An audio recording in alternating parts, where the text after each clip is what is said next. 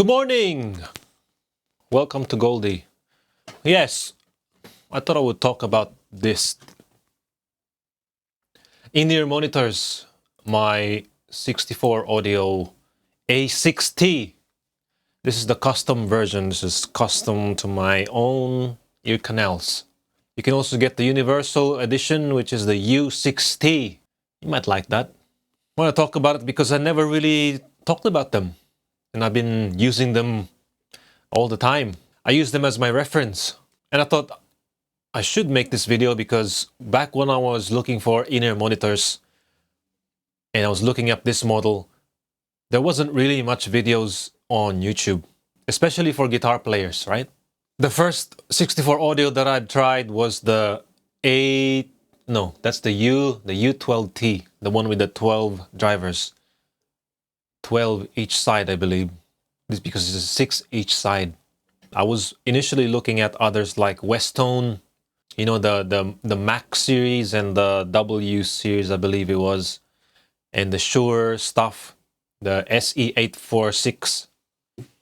But once I tried the U12T, man, that one I was definitely blown away. And I was blown away because the sound was so compared to the others that I've tried before it at that day, the Westones, the Shures, it was like magical. It sounded very wide and it sounded very clear. The bass was there. It sounded like it had a lot of headroom.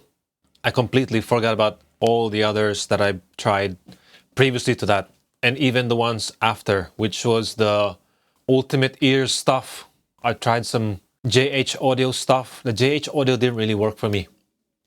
The ones that I've tried there was something shrill about them. The SE846, it sounded a bit narrow, like compact. And if I was gonna pay that kind of money for the 846, I was expecting the sound to be kind of expensive. The Universal Audio, the same story. It sounded a little bit shrill to me. I think, if I remember correctly, the Westones, they sounded like they were veiled. Even though I was looking at the researches that I did, they were saying that the Westones, some certain models had some improvement on that veiled sound, but it was kind of still there, man. And I wanted to like the Westones because it had a good-looking form factor, and had one of them had like 4 or 5 driver setup, which I was sort of looking for.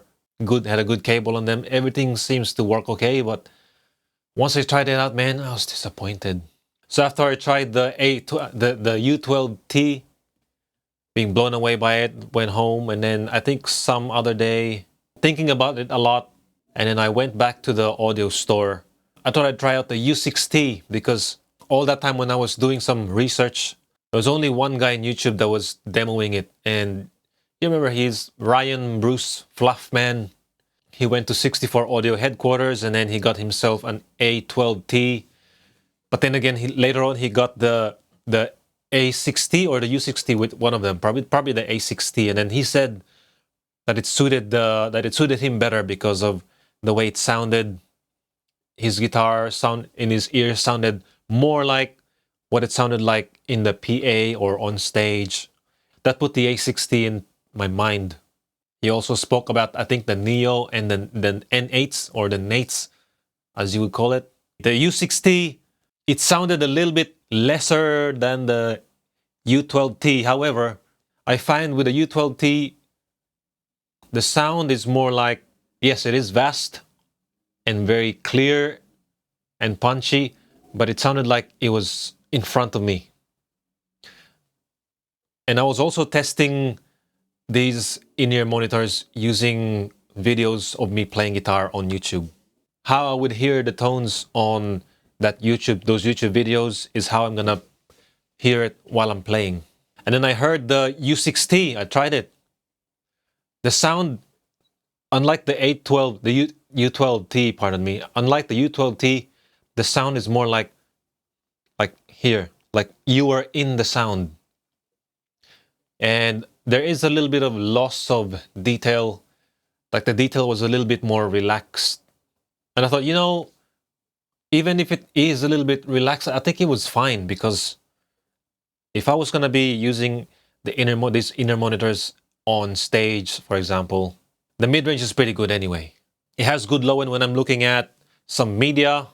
It has that nice mid-range. I think this is the U6T, and the A6T is like a U-shaped, not a V-shape, a softer version of a mild V, for example. So long story short, I took an order for an A6T, got my ears molded, get that stuff sent off, and then got my in-ear monitors. Had a bit of issue, I think, with this one, because every time I would like sing with a big note and open my mouth, like from the singing, air would leak, and I would hear the outside sounds for a moment, which means the seal broke for a moment, and I didn't like that. I wanted the seal to maintain. So I got my ear remolded, and then I sent these off, and then got it back in after a few weeks, and then it was all good. Good thing they had that good service, They look after the customers. So I've been using the A6Ts now for a long time. Previously to that, I was using the Shure SE215, I think it was the 215, the entry level one. And then I even gave a try those KZ, what were they? ZS10 Pro. But compared to this, the ZS10 Pro sounded a bit harsh, because I realized what they meant by shouty when they say that. And then after some time, I went back to the audio store to get my Sennheiser HT620Ss, and I thought I'd give the 64 Audio Tia Trio a try. And bro, that is a good IEM, man. It's so clear and detailed. The mid-range is strong enough, or probably, I'd say really good detailed. The low end, bro, the low end is big, and also it didn't sound like it was stepping on the rest of the sound spectrum. For a 3-driver IEM, it sounded to me like it was very vast, massive. Like it had a ton of headroom. Like when you imagine a clean tone on a Fender Twin, 100 watts, I think it's 100 watts, 80 or whatever. Big wattage and big headroom. But, I don't need it. I have these. I'm pretty happy with these. The only thing I would like is if I could get the module, the M15 module, because this one comes with the M20, which is the most isolation, and you get the most bass out of it. But the 15 would be probably a good balance between isolation and bass, right? And with the reduction of the bass, it'll probably give me a bit of clarity. I don't know, maybe, who knows. What I got for today is my ESP LTD M1000 Deluxe. I had this thing for such a long time, man. I don't know, I think I got this in 2009. And I believe it's a 2005 model. I think this is 4 kilos. At the time, I thought it was heavy. But then at the time, I was so skinny. Got this guitar because of Kirk Hammett, obviously. EMG 81 pickups on both positions. Original Floyd Rose. Not no licensed stuff. This is an original one. Trust me, bro. Extra thin flat neck. I don't think it's an extra thin U. But when I saw on the spec sheet, it said extra thin flat. And yes, it is a bit flat on the back. It does have shoulders here and here. You can feel the shoulders, but you can feel a flatness here. Probably perhaps like a 60s Gibson neck, or maybe even a bit flatter, right? I've been used to this guitar for such a long time. It was my main for a long time.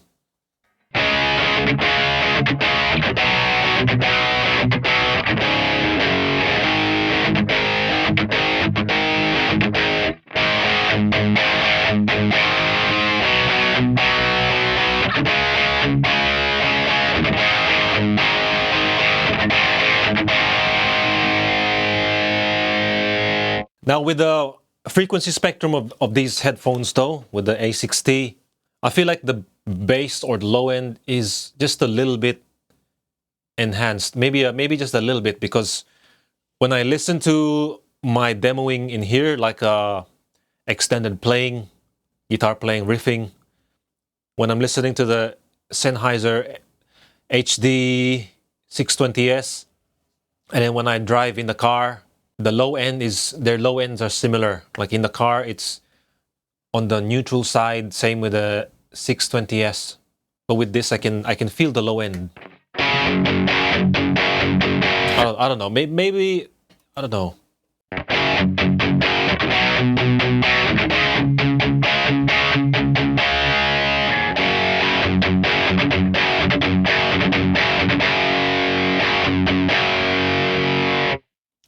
Maybe just a tiny bit though, but it's completely fine.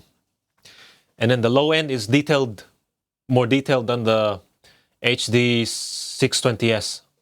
Like I said, it's more relaxed. The treble, the high end, the detail, they're very good. They're very spacious. I mean, they're not my reference headphones for no reason. I know I'm very happy with them. Very pleased, man.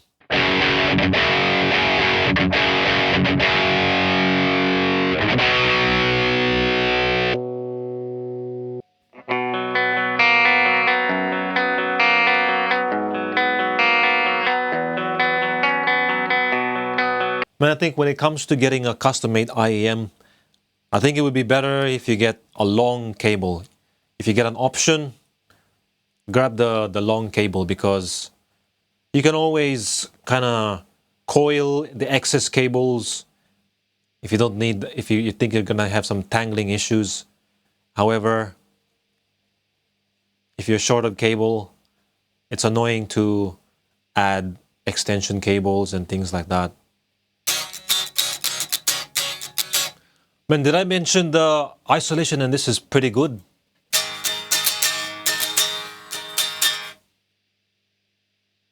I can barely hear the background stuff.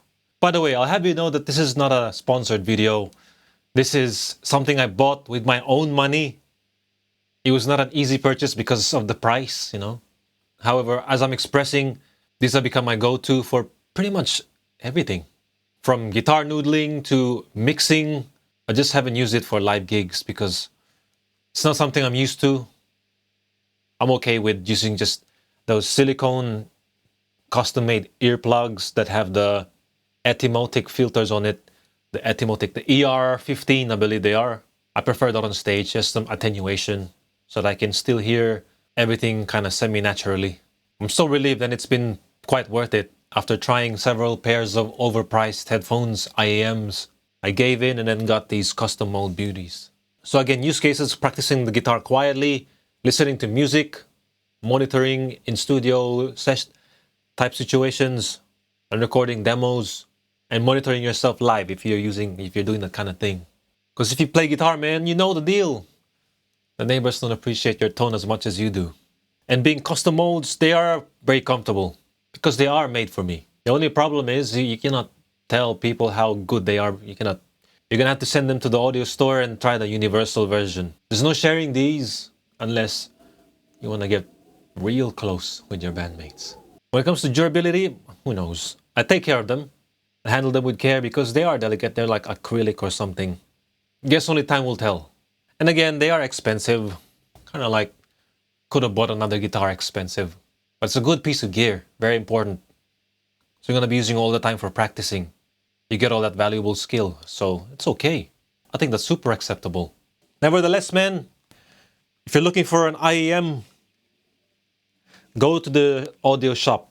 Hopefully the kind that specializes in these kind of things. Not those Beats by like bows with a V shape. Nothing against them. They have their place, their use cases. But in this situation, you want something that's more audiophile, studio friendly. Try out the models if you don't want to fork out for a 64 audio or something. Listen to the 64 audio stuff anyway, like the A6T or the Nate or the Neo or the U12T, the Trio, those heavy hitters. and then go back to your price range, because by then you'll have some kind of reference point on which you may find similar in the lower price point. I don't know, that might be my best suggestion for you. You could even find like some sub low $100 IEMs, and then you'll be thinking, you know what, this reminds me of the A6T. It has a good big bass, it has clear mid-range, it has some good detail, it has a good spacious sound. This is pretty good. Even on YouTube these days, you see those people using the binaural microphone, ASMR type microphones, and then they put in the in-ear monitors. They use that method to compare in-ear monitors and other headphones. That's pretty good, man. You can listen to that, and that can expand your purchasing horizon. You can buy an IEM sight unseen. The point is, you listen to it through the binaural, to the YouTubers' binaural microphones. You can make a judgment through that. And then hopefully you can find something that you like, that can be your daily driver, and hopefully be done with it.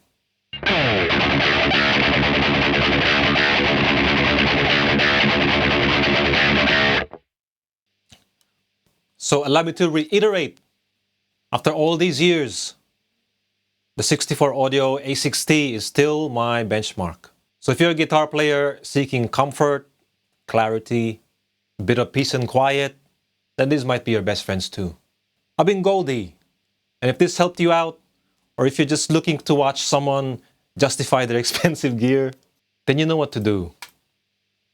Thank you for listening, and thank you for watching. GM.